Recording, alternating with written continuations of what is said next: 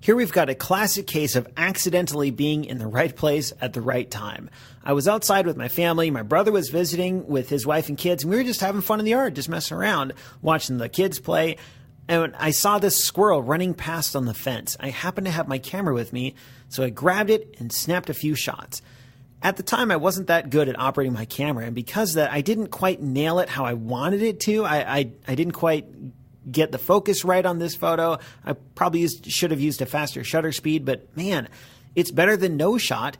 And somehow, even though it was a 50 millimeter lens, I was able to get myself in the right position so that the subject was in the right position. And that's one of the tricks with using this lens for wildlife photography. It's tough because you have to move yourself so close to your animal subjects. Sometimes I think I'm a tad too critical of my own photos. I think this photo is actually not that bad, but when I look at it, all I see is, oh, the tail's out of focus, oh, the fence is out of focus. But really, it's not bad if you think about it. And he's got that little acorn or something in his mouth.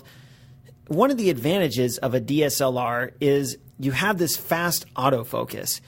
DSLRs use what's called phase detection, whereas most point-and-shoot cameras use contrast detection.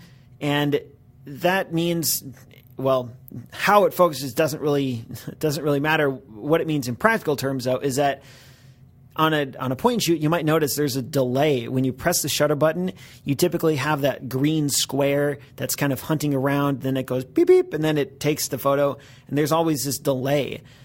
On DSLRs, that focus happens instantly, almost. It's like fractions of a second. And so you get this lightning quick focus, which in this case worked out well because I was focusing on the kids or something else, and I turned around and then quick grabbed the shot of the squirrel. The downside, though, is that DSLRs are big and bulky, and the bottom line is whatever you got, whether it's a point and shoot or a DSLR, it's important to know your equipment and know how to use it because you never know when a photo will present itself. And when it does, you don't want to be fiddling with the dials and buttons and knobs in your camera. You want to just take the photo.